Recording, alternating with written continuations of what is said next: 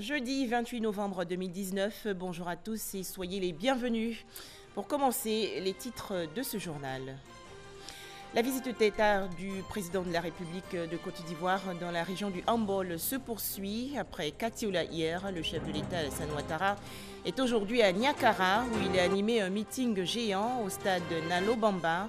Alassane Ouattara a surtout présenté les perspectives du développement de Hambol. Toujours en Côte d'Ivoire, 100 milliards de francs CFA bientôt déboursés dans le cadre du programme national d'investissement agricole de deuxième génération, le PENIA 2.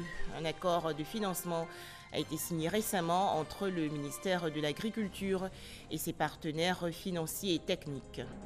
Enfin, la présidentielle en Guinée-Bissau, le second tour va opposer deux anciens premiers ministres, à savoir Domingos Simoes Pereira et Umaro Sissoko Embalo. Niakara, ville située dans le centre-nord, accueille aujourd'hui le président de la République de Côte d'Ivoire. Nous sommes au deuxième jour de sa visite d'État dans la région du Hambol. Alassane Ouattara est arrivé sous les acclamations de la population. À noter que le chef de l'État a animé un meeting géant au stade Nalo Bamba de Niakara. Depuis 2011, d'importants investissements ont été faits dans le département de Niakara, notamment dans l'éducation, la santé et autres infrastructures routières. Le président de la République, Alassane Ouattara, fait le point lors de son meeting au stade Nalo Bamba. Depuis 2011, nous avons engagé d'importants investissements dans ce département. Ces investissements concernent notamment le secteur de l'électricité, de l'eau potable, de la santé, de l'éducation, de la sécurité, des infrastructures routières, et ainsi de suite. Dans le secteur de l'énergie, par exemple, le nombre de localités électrifiées dans le département de Niakara est passé de 17 localités en 2011 à 47 localités en 2019. Oui, voyez-vous, maintenant nous sommes à un taux de couverture de 81% en 2019, contre seulement 29% en 2011. Dans le cadre de cette visite d'État, nous venons de procéder à la mise en service des extensions du réseau électrique dans les quartiers de Calais et de Dofangui. Cependant, je sais que le département de Niakara avait accusé un important retard. C'est pourquoi nous avons décidé d'intensifier les travaux au cours de ces derniers mois. Ainsi, dans le secteur de la sécurité, nous prévoyons la construction et l'équipement de brigades et de casernes équipées, ainsi qu'à la construction d'un commissariat de police à Tafiré. Oui, en plus de celui de Niakara, actuellement en cours. Je sais que la question de l'accès à l'eau potable est une réelle préoccupation dans la région. Nous avons, dans le cadre du programme social du gouvernement, commencé la réparation des pompes à motricité humaine, actuellement en panne, et le ministre de l'Hydraulique nous a informé hier en Conseil des ministres que la mise en service de ces pompes est prévue pour le 15 décembre au plus tard. Et avant de se rendre à Niakara, le président de la République, Alassane Ouattara, s'est rendu à Fronan, localité appartenant au département de Katiola. Le chef de l'État, Alassane Ouattara, a inauguré le système d'adduction en eau potable de Fronan. Le point avec Mahama Traoré. Fronan, localité de plus de 31 000 habitants, située à 7 km de Katiola. Ici, l'eau potable est une denrée rare. L'eau était programmée par semaine. On desservait une fois par semaine un quartier. Alors la population n'en pouvait plus. C'était vraiment une nécessité. En réaction au calvaire vécu par les populations, l'État a entrepris au mois de septembre dernier des travaux de renforcement de l'alimentation en eau potable. Nous étions à un déficit de 64%. Donc c'est vraiment difficile pour la ville de Frona. Et dans le cadre de ce programme d'urgence, nous avons réussi à réaliser 2 forages qui nous ont permis d'avoir de la ressource suffisante pour remettre à niveau le château d'eau. Et ce château d'eau aujourd'hui nous permet de produire de l'eau et de donner de l'eau potable aux populations sans discontinuer. En partance pour Niakara, le chef de l'État marque une escale à Fronan pour ouvrir les vannes du nouveau système d'approvisionnement en eau potable à la grande joie des populations de Fronan. Est-ce que vous avez de l'eau? Oui! Je vous assure que pendant des mois, nous n'avons pas de l'eau au robinet. Et aujourd'hui, grâce à lui, l'eau va couler à profusion sur Frona. Et vraiment, nous sommes très reconnaissants à Monsieur le Président de la République. Nous lui disons grand merci. Le chef de l'État vient de nous sauver et nous sommes très contents. Maintenant, il y a l'eau potable. Je pense qu'on va éviter beaucoup de maladies. Réaliser ce projet a coûté 140 millions de francs CFA à l'État. L'alimentation en eau potable est ainsi garantie pour 19 500 personnes jusqu'en 2022. Avec une population d'environ 50 000 habitants, Niakara Mandougou, ou tout simplement Niakara, accueille aujourd'hui le chef de l'État Alassane Ouattara, découvrant cette ville avec Kader Sogodougou. Niakara, chef-lieu de département dans la région du Hambol. Le dernier recensement indique 140 000 âmes réparties sur une superficie de 6 685 km². Cette ex-sous-préfecture, hier rattachée au département de Katiola, a eu son autonomie le 5 mars 2009 à travers le décret 2009-63, la transformant en département disposant de 6 sous-préfectures, Tortilla, Tafiré, Arikoka, Nidieka, Badika et Niakara. Le département fait frontière au nord avec Fekessédougou, au sud Katiola, à l'ouest Korogo et à l'est avec Dabakala.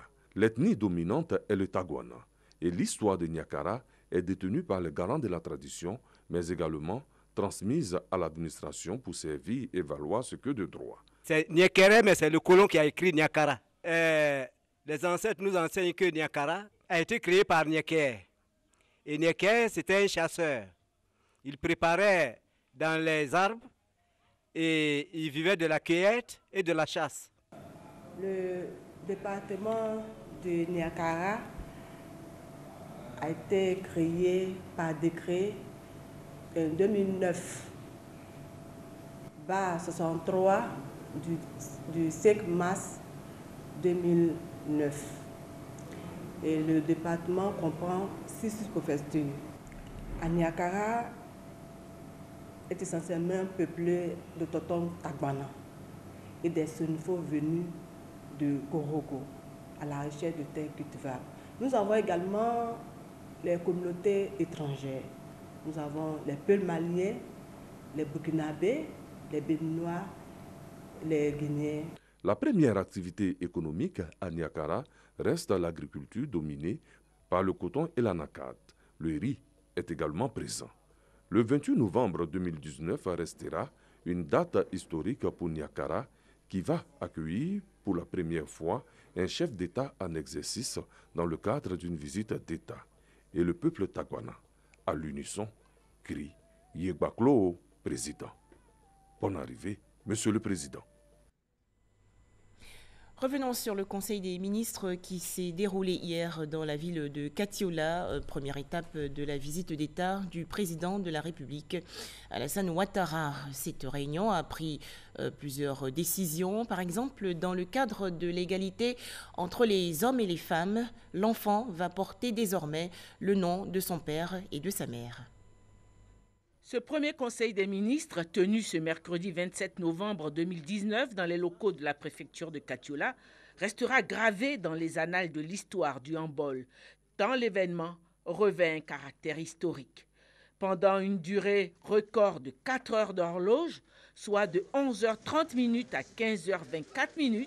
Le Conseil des ministres, présidé par le chef de l'État, le président Alassane Ouattara, a fait le tour d'horizon des besoins de la région et des attentes des populations. Une visite d'État est toujours une occasion très belle pour l'État de Côte d'Ivoire d'accélérer les initiatives d'investissement pour l'amélioration des conditions des populations de ces différentes localités visitées par le chef de l'État. Ceci a été le cas dans toutes les autres localités de Côte d'Ivoire et c'est aussi le cas dans le Hambol ici. Donc je pense même qu'au vu de la situation qui a été faite, le Hambol est la région qui a certainement eu le taux d'électrification le plus élevé du fait de tous ces différents travaux. Nous sommes partis d'environ 20% en 2011 et nous sommes aux alentours de 80% aujourd'hui dans le Hambol en termes de taux d'électrification de cette localité. Le président de la République a été informé de ces difficultés en matière d'eau potable dans la localité. J'aimerais juste relever que l'instruction a été donnée pour qu'il y ait une certaine accélération. Une situation a été faite. Il y a des pompes à motricité humaine qui sont en panne et qui sont en train d'être réparées. Et d'ailleurs, même le délai du 15 décembre a été annoncé pour permettre de régler la problématique de réparation de ces pompes à motricité humaine. Il est envisagé l'extension du réseau d'alimentation en eau potable pour près de 15 km pour pouvoir régler la problématique d'insuffisance dans la distribution de l'eau potable dans le Hambol, ainsi de suite. Et même, il est prévu au cours de cette visite d'État que le chef de l'État pose la première pierre de la construction d'un centre hospitalier régional. Donc autant d'initiatives qui viendront amenuiser les souffrances des populations et leur permettre de ressentir un mieux-être dans leur quotidien. Hormis la situation socio-économique du Hambol, le Conseil s'est aussi penché sur des préoccupations touchant la vie de l'ensemble de la nation. C'est ainsi que le Conseil a adopté une importante décision relative à la situation civile des Ivoiriens. Désormais, tout citoyen peut faire figurer sur son acte de naissance à la fois le nom de son père et le nom de famille de sa mère. Vous êtes d'accord avec l'égalité entre les hommes et les femmes. C'est exactement cette continuité qui est en train de se mettre en place et c'est un engagement fort de nos différents dispositifs réglementaires que nous sommes en train d'essayer d'opérationnaliser. Je prends juste un exemple pour illustrer la chose. J'ai ma fille, elle s'appelle Myriam et bien sûr elle porte mon nom.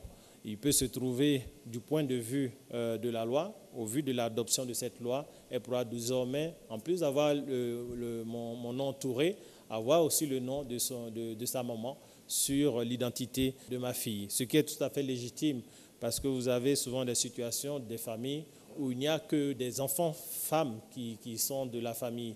Et ainsi, dans cette famille, le nom se perd. Et donc, c'est pour pouvoir véritablement régler ce problème d'équité et que très vite, l'État de Côte d'Ivoire a trouvé nécessaire de pouvoir adresser cette problématique. Le Conseil a aussi adopté un projet de décret permettant déclaration de naissance pour les personnes nées en Côte d'Ivoire et n'ayant pas d'extrait d'acte de naissance. Le Conseil a adopté un décret fixant les modalités d'application de la loi du 19 novembre 2018 instituant une procédure spéciale de déclaration de naissance, de rétablissement d'identité et de transcription d'actes de naissance.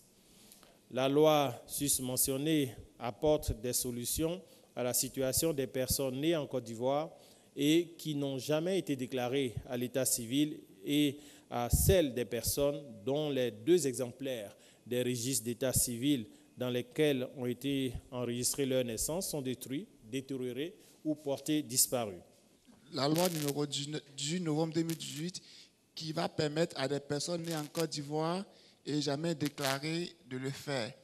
Ce ne serait pas une voie pour permettre à des personnes qui ne sont pas ivoiriennes de s'inscrire, d'avoir des papiers de Côte d'Ivoire, comme certains politiciens le disent? Non, je peux vous rassurer, ce n'est pas du tout le cas. Nous l'avons dit, déjà ce dispositif est la suite de la loi de 2018 qui porte sur les procédures dérogatoires en matière de déclaration de naissance. Donc c'est vraiment la suite du processus. Donc dans son opérationnalisation, l'idée est que vous avez des personnes qui dans les différents villages empruntent le nom d'un parent pour aller à l'école. Donc l'idée c'est d'autoriser ces personnes d'entrer dans une procédure exceptionnelle pour pouvoir se redonner leur réelle identité ou leur identité exclusive, de sorte à ce qu'ils puissent vraiment être reconnus dans le registre national commun. La BHCI, la Banque de l'Habitat de Côte d'Ivoire, ne sera plus cédée à un repreneur, en l'occurrence la banque canadienne Westbridge. L'État de Côte d'Ivoire a décidé d'en reprendre le contrôle. C'est ainsi que le Conseil des ministres de ce jour a procédé à la nomination des membres du conseil d'administration de la BHCI. En prenant la décision d'assurer le contrôle de la banque, l'État veut assurer absolument la protection des clients de la banque. Je voudrais rassurer les Ivoiriens que leur épargne sera préservée et toutes les décisions seront prises dans ce sens-là. Et c'est le sens également du contrôle, la prise de contrôle de la banque par l'État de Côte d'Ivoire. Le Conseil a été aussi informé de la participation du chef de l'État, le président Alassane Ouattara, à deux importantes réunions les 2 et 3 décembre prochains à Dakar. Il s'agit en l'occurrence de la conférence internationale sur le développement et le sommet extraordinaire de l'UEMOA sur la sécurité. On faisait le point avec Viviane Animin. Katiola, dans la région du Hambol, le quartier moderne est désormais éclairé. Dans le cadre de sa visite d'État, le président de la République, Alassane Ouattara, a procédé hier à la mise sous tension du réseau électrique de ce quartier.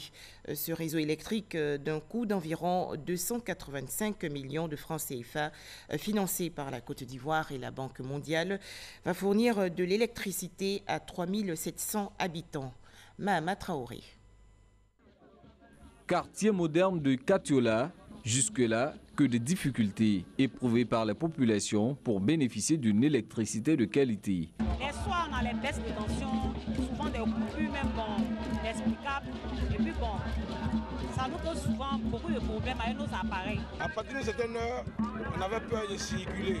Après plusieurs mois de travaux, la fourniture électrique au quartier moderne a subi une cure de jouvence. De nouveaux lampadaires, 366 au total, environ 14 km de réseau basse tension, et pour combler davantage les 3700 habitants que compte le quartier moderne, c'est le président Alassane Ouattara qui est venu en personne mettre en marche toutes ces nouvelles installations. Aujourd'hui, là, nous sommes heureux parce que nous avons l'électricité. Donc on pourra sortir les soirs, on pourra bénéficier de la télévision comme on veut. Donc on ne peut qu'être heureux lorsque la lumière vient dans chaque quartier de Katiola. Ce quartier n'est pas le seul à avoir bénéficié de travaux d'extension du réseau électrique. Le quartier moderne de Katiola fait partie de ces 40 quartiers qui ont fait l'objet d'extension au cours de ces dernières années. Donc, beaucoup de travaux ont été faits dans la région du Hambol.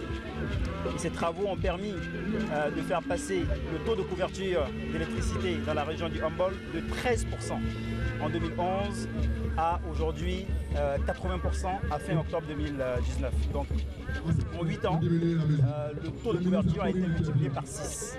Pour la ville de Katiola, les travaux d'extension du réseau électrique effectués dans plusieurs quartiers ont coûté 1,3 milliard de francs CFA.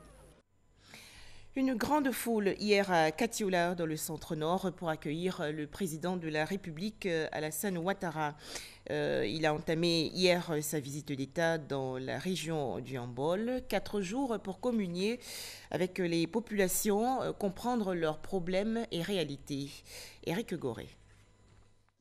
Katiola dans l'attente d'une visite historique. Les minutes qui suivront seront décisives pour la région.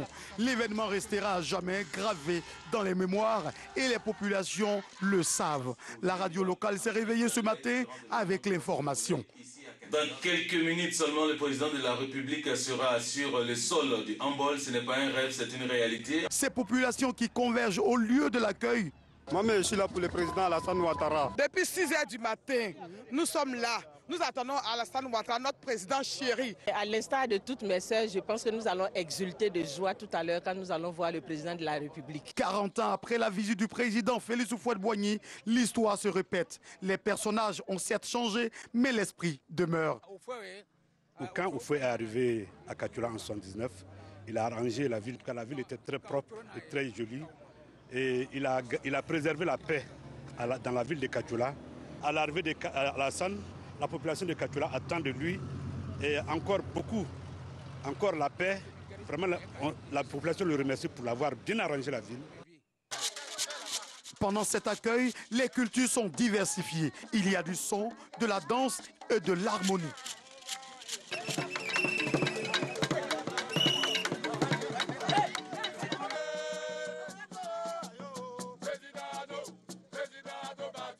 Les populations deviennent de plus en plus impatientes, mais rassurées. Il a dit et il a fait. Il a dit je vais venir à la région du Hambol et il a fait. Quand le président le dit, il le fait.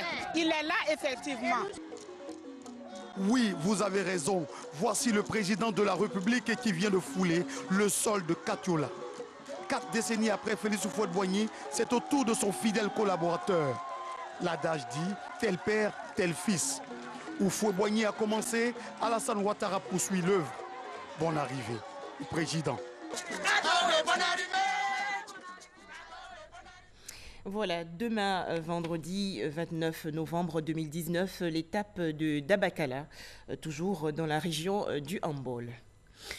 Dans l'actualité nationale également, la signature d'un accord de financement de l'agriculture, notamment dans le département de Tiébissou, dans le centre du pays. Ce document a été signé récemment entre le ministère de l'Agriculture et ses partenaires financiers et techniques.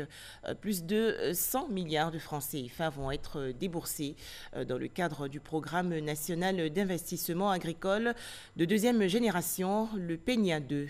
Les explications de Noël Niagno. Avec ces 2 signatures de convention, l'agriculture ivoirienne reçoit de nouveaux intrants pour la rendre davantage performante. Le premier, c'est la convention entre la Côte d'Ivoire et le groupe Global Africa, un consortium d'investisseurs.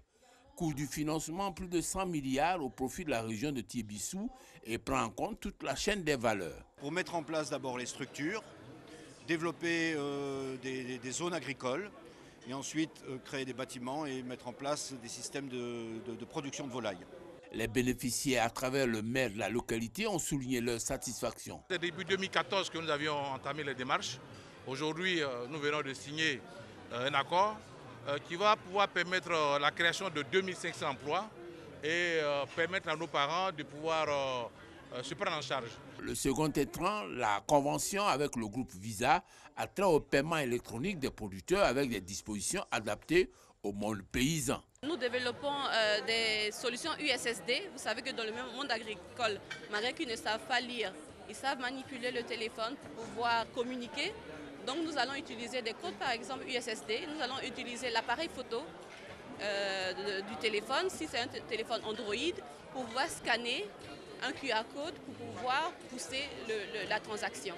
Pour le ministre de l'Agriculture et du Développement rural, Adjumani Kouassi, ces 2 conventions vont révolutionner le secteur agricole. Lorsque vous vendez votre tomate, qu'on ne vous donne plus de l'argent main à main, c'est une évolution. Lorsque vous produisez, vous êtes sûr que votre production va être acheminée vers les usines pour la transformation. Et vous savez également qu'après la transformation, la commercialisation sera immédiate. Donc ce sont des méthodes nouvelles pour rendre durable l'agriculture au niveau de la Côte d'Ivoire. Une révolution en phase avec les couleurs du Sahara 2019, agriculture intelligente et innovation technologique. Le vivrier au secours des évéaculteurs. Cette technique efficace a été expliquée récemment aux producteurs d'EVA participant au 5e Salon international de l'agriculture et des ressources animales d'Abidjan. Il s'agit de cultiver par exemple du maïs, de l'igname ou de la banane plantain parallèlement à l'évéaculture. On en parle avec Cheikh Koné. Présentée comme une culture prédatrice pour le secteur du vivrier, la cohabitation entre l'EVA et la culture de la banane, de l'aubergine, du gombo et du piment est bien possible, contrairement aux préjugés véhiculés. Cette conférence a été l'occasion pour le président de l'Association des professionnels des manufacturiers du caoutchouc, APROMAC, de présenter l'EVA-culture sous un autre angle. En faisant de l'EVA, on doit pouvoir manger et manger à sa faim, à savoir associer la culture de l'EVA avec du vivrier. Et on a donné l'exemple de la banane qui permet, en association avec l'EVA culture, de générer des revenus 12 mois après la plantation. Tout opérateur ou tout planteur qui veut faire de l'EVA doit pouvoir réserver au moins 5% de son domaine forestier. Pour Crémier Malin, associer des cultures vivrières et maraîchères permet de diversifier les sources de revenus du producteur. D'une part, avant la mise en saignée de la parcelle, et d'autre part, lorsque les cours mondiaux du caoutchouc baissent. Le conférencier du jour a en outre fait savoir qu'une plantation d'EVA créée, conduite et gérée de manière intelligente est un atout pour la souveraineté alimentaire. En Côte d'Ivoire, la filière évéicole a réalisé en 2017 une production de 591 000 tonnes de caoutchouc naturel. Direction à présent la commune du Plateau où s'est tenue il y a quelques jours la foire de l'inclusion financière. Cet événement a mis fin à la semaine de l'inclusion financière initiée par la Banque centrale des États de l'Afrique de l'Ouest, la BCAO, qui veut ainsi permettre aux populations d'accéder à moindre coût aux produits et services financiers. Nadia Edja et Jean-Luc Bangbo. La foire de l'inclusion financière. L'un des temps forts de cette semaine de l'inclusion financière consacrée au secteur financier dans l'Union économique et monétaire ouest-africaine, UEMOA. Des solutions variées ont été proposées au cours de cet événement qui s'est tenu pour la Côte d'Ivoire à Abidjan, au Plateau. Nous proposons des produits innovants. Donc il s'agit du e-Access qui est une plateforme de consultation des mouvements en ligne. Donc cette plateforme permet à nos clients, depuis leur lieu d'activité ou quel que soit l'endroit où ils se trouvent, d'accéder à leur compte directement en ligne et d'y effectuer un certain nombre d'opérations. J'ai parcouru cette foire, vraiment je suis impressionné. Par exemple au niveau de l'observatoire ici, quand j'ai un problème avec une banque, je n'ai pas un moyen de recours, j'ai peur. Mais si je sais que quand j'ai un problème avec la banque, j'ai un moyen de recours, directement je contacte l'agence de recours, l'observatoire. Et puis ça passe. Donc ça me donne une motivation d'aller vers les banques maintenant. Parce que je sais qu'en cas de faillite, en cas de trépasse, donc je peux directement passer voir l'observatoire. La foire de l'inclusion financière, une vitrine pour les exposants désireux d'accroître leur portefeuille client. Le ministre de l'économie et des finances a invité les banques et établissements financiers à inculquer l'éducation financière afin de maintenir haut le taux d'inclusion financière estimé à 70,4% en Côte d'Ivoire contre 57,1% pour l'UEMOA. La Banque centrale, pour sa part, doit accompagner ces progrès dans la finance tout en encadrant les risques, en faisant en sorte que les populations aient toujours accès aux services financiers, mais que ce soit des services sécurisés. La poursuite de la dynamique en cours pourrait amener la Côte d'Ivoire à atteindre dès 2020 l'objectif de 75% fixé au niveau de l'UEMOA. La foire de l'inclusion financière est à sa deuxième édition et se tient simultanément dans les 8 pays de l'UEMOA.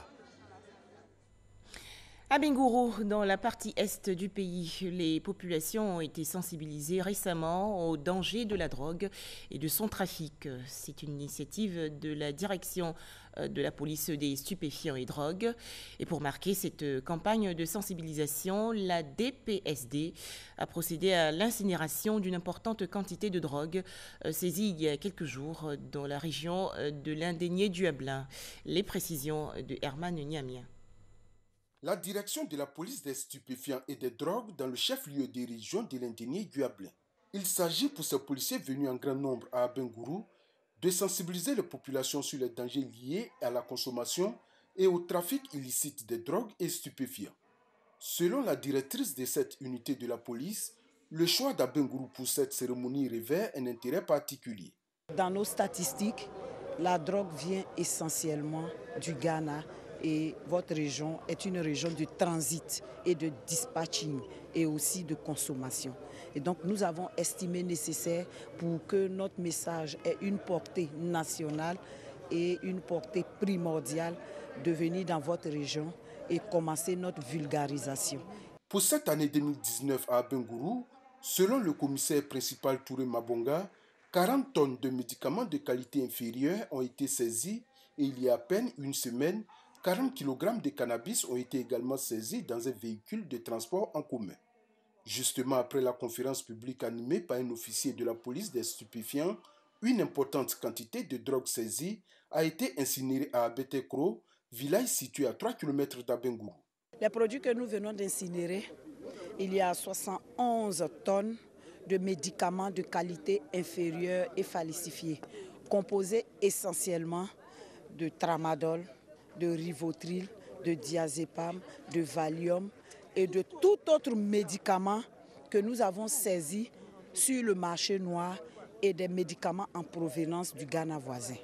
Également, on a 31 kg de cannabis saisis également dans la région d'Abengourou et 2188 plants de cannabis. Pour marquer l'adhésion de la région de l'Indéni-Guablin dans cette lutte contre le trafic illicite des drogues et stupéfiants, un panneau installé au carrefour de la gare des taxis a été inauguré par la sous-préfet centrale d'Abengourou, représentant le préfet des régions Fadi Ouattara. Enfin, hors de chez nous, la Guinée-Bissau, il y aura un second tour pour la présidentielle le dimanche 29 décembre prochain. Cette élection va opposer deux anciens premiers ministres, Domingos Simoes Pereira, arrivé en tête du premier tour du scrutin avec 40,13% des suffrages exprimés. Il sera opposé à Umaru Sissoko Ambalo, qui a recueilli 27,65% des voix, selon les résultats provisoires annoncés par la commission électorale. Merci de nous avoir suivis.